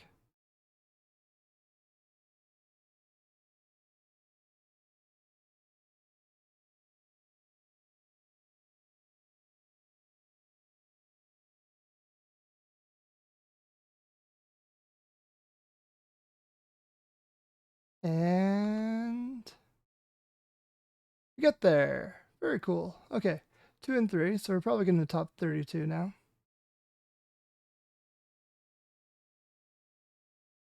I hope. I'll play the last round just to be safe. Also, I'm having fun playing Infect, even though I don't think this is a particularly good Nadu deck, nor do I think just the inconsistency aspect of Infect, where you have to draw the right density of threats and pump spells. Like, that air quotes problem with it is still there.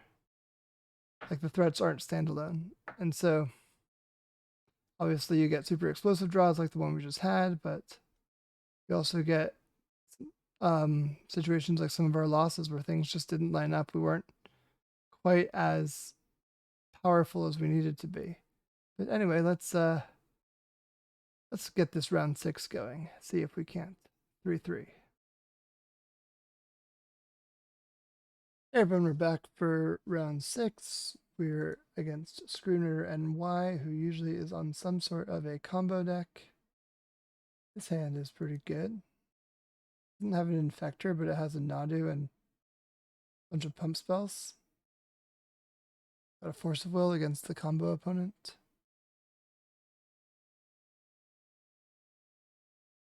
This is what they were most recently playing 2 days ago.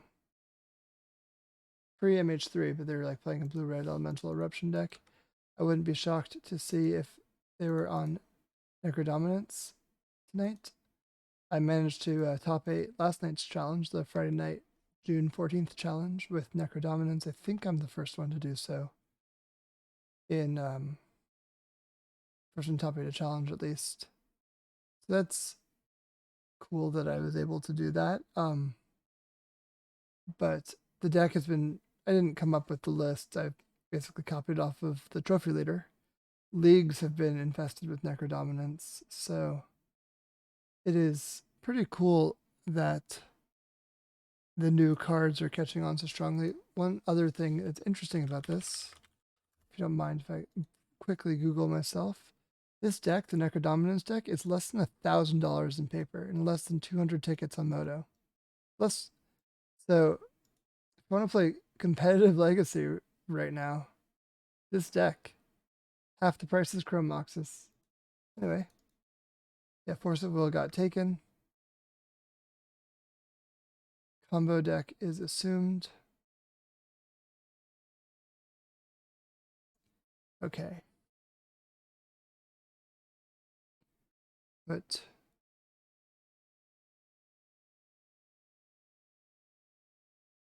Nadu and Invigorate on top. We play out Blooded Agent. Next turn we deal 10 if we get a next turn. Looks like we do.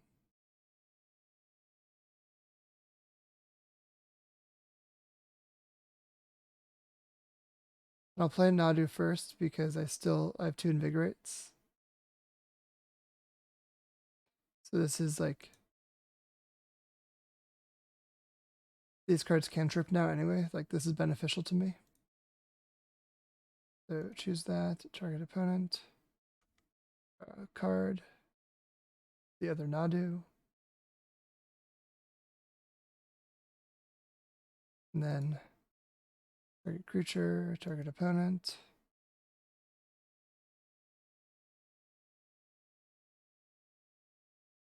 Got Tropical Island in play. We could embiggen our Nadu and draw more cards. Instead, we just won the game, so that's good too. So Swamp Saga Thoughtseize. Some sort of artifact. Storm deck, so Force of Vigors in. Summer in. Force of Negation in.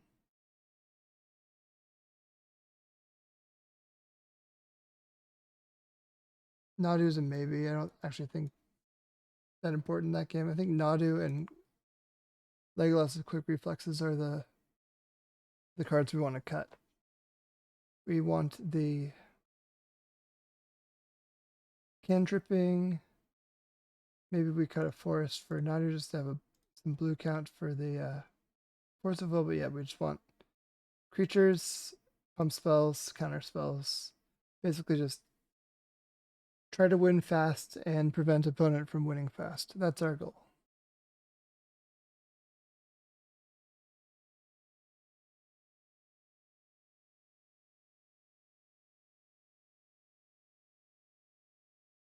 So we just need a good mix of lands, creatures, pump spells.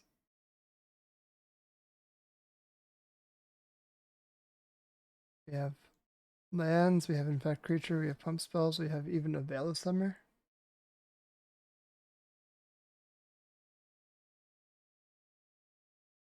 We'll keep.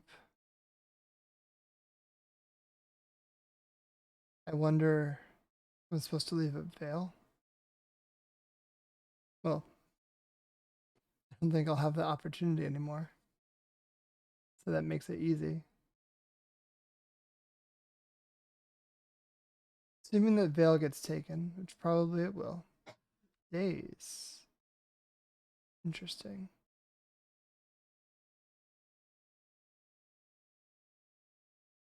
I'm going to leave up Veil of Summer, and I'm also going to not play the Savannah so that my opponent doesn't have perfect information.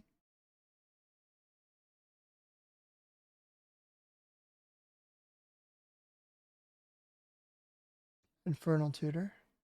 Using it the old-fashioned way to reveal a Lotus Petal, get a Lotus Petal. Not using the Hellbent Demonic Tutor, just the regular stuff. Play out Inkmoth Nexus. And basically this next turn, if opponent doesn't try to combo us out, then my plan is to brainstorm end step and try to couple together 10 damage for my next turn. Buried Alive. With the 2 petals, this does make 3 phoenixes that we can't counter and that can interact well with Inkmoth Nexus. Maybe we just animate and block one. Yeah.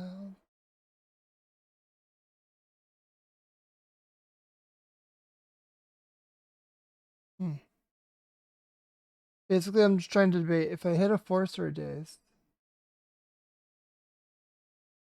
then brainstorming here is way, way better.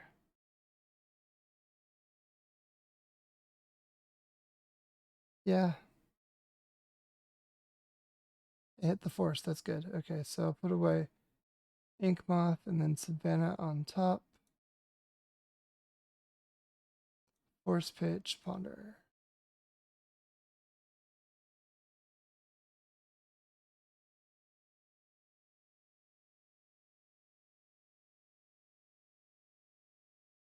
Noble. And again, I don't want to tap myself out of Veil of Summer. Gonna hold it up. I don't trust that my opponent's only on Phoenix. That seems way too fair for them. For this New York screenwriter. Lotus Petal number 1 is in.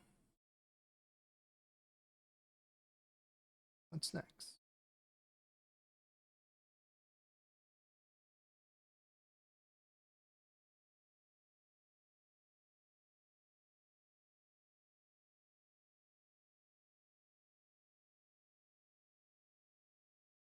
Oh, one thing I was mistaken about last game, last turn. What am I saying? Not game or turn. Yeah, turn. Last turn, I was saying that between the Buried Alive and stuff, my opponent had 3 Phoenixes that I knew I couldn't beat. Or that I knew they had because of the 2 petals. Phoenix only triggers on instants and sorceries, so those petals wouldn't have actually triggered it. So I didn't, air quotes, truly know that I was screwed by the birds. And now it seems like I am getting it because my opponent has peered into the abyss and is going to very likely be able to grape shot me.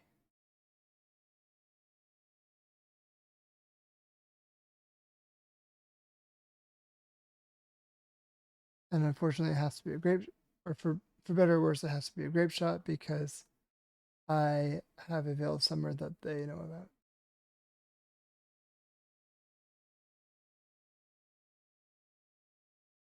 I don't think it's going to be a problem for my opponent. They're already at 14 Storm and they still have 14 cards in hand.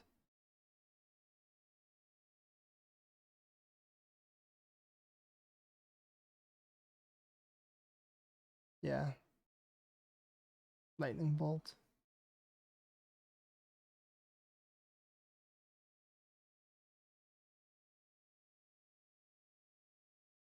Burning Wish gets Grape Shot.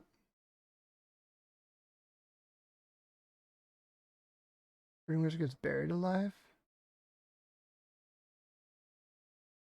Okay. Arclight Phoenixes are in. Bolt. Cabal Rit.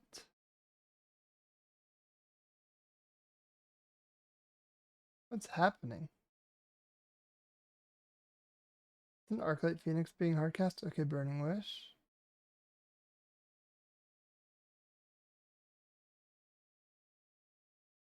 For another Buried Alive. For Elemental Eruption. Whew.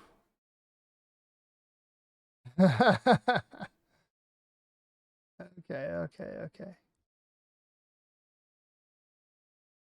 Fine.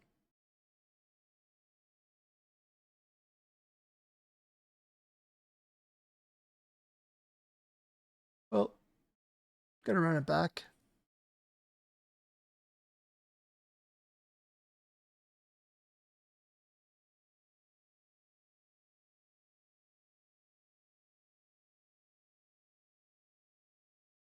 No. Yeah, this is better, I think. Can put away a land. Go Noble, and then I have Blighted Agent. I have Force of Vigor if needed. I can embiggen for the kill.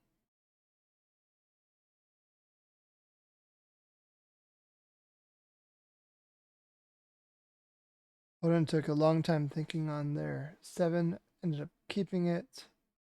So we keep this 6. Put away a land. Drop. Noble.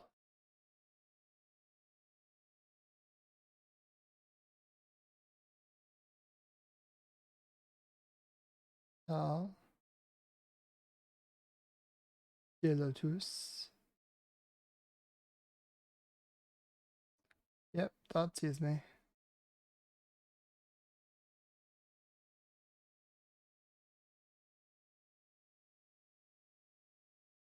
They could take the infect creature. They want to be brave like that.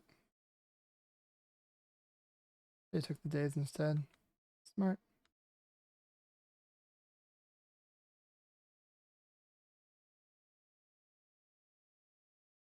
I know I drew a Force of Negation, but I think I have to just play that out anyway.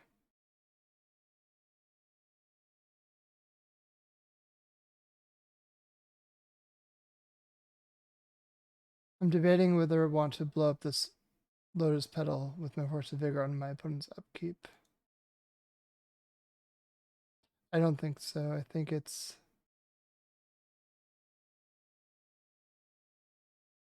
better as an embiggen. Like, I think the embiggen's better than the Force of Vigor right now. Nope, now it's better. Blowing this up with the first trigger on the stack means that this doesn't end up tapping for mana.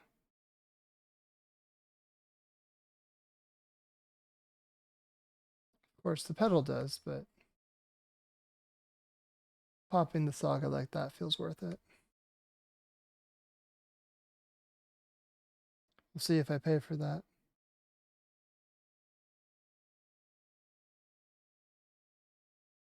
I mean, nowhere in this has not using the Force of Vigor mattered yet.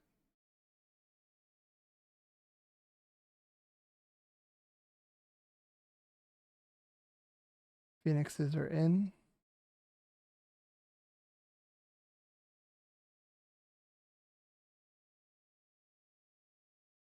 Now it's mattered because the Embiggen would have been a good pump spell to have.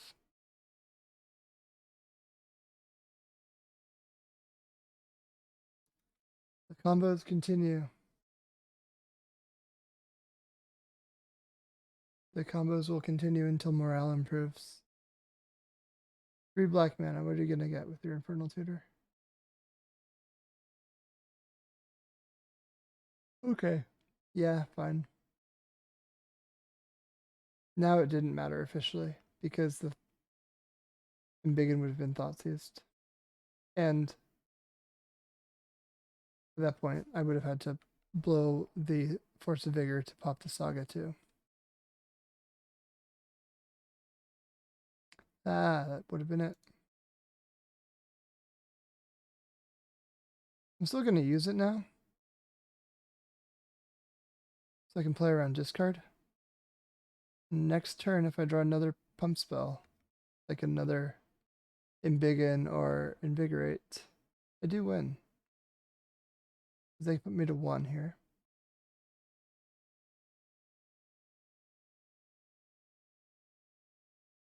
Let's find it.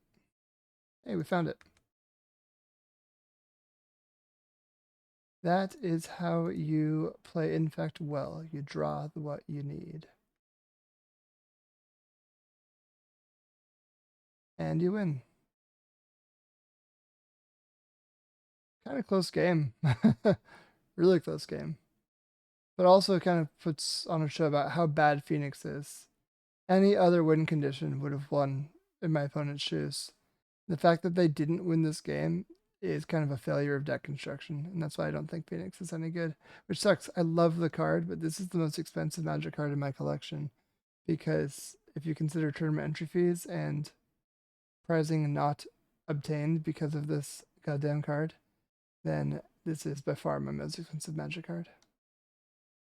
I have incinerated play points. I have burned flights, tournaments, hotels. Fuck Arclight Phoenix. I know people win with this card. I'm not one of them. Which sucks because I love it. But anyway, we went 3 and 3 with Infects. Let's talk about that. Deck felt okay. I don't think it's...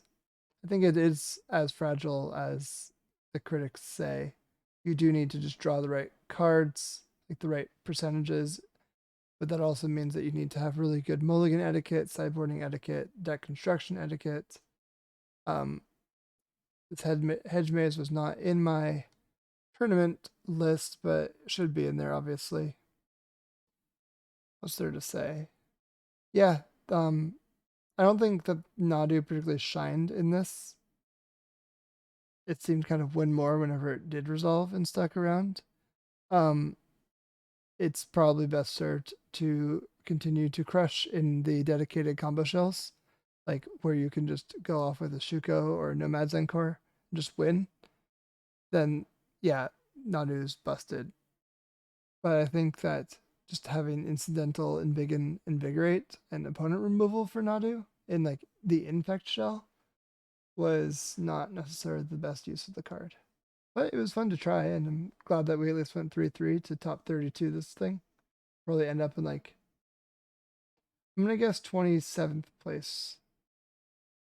Yeah. Anyway, that was a lot of fun. I hope you enjoyed, and I'll see you all next week for more MH3 in challenges. Bye-bye.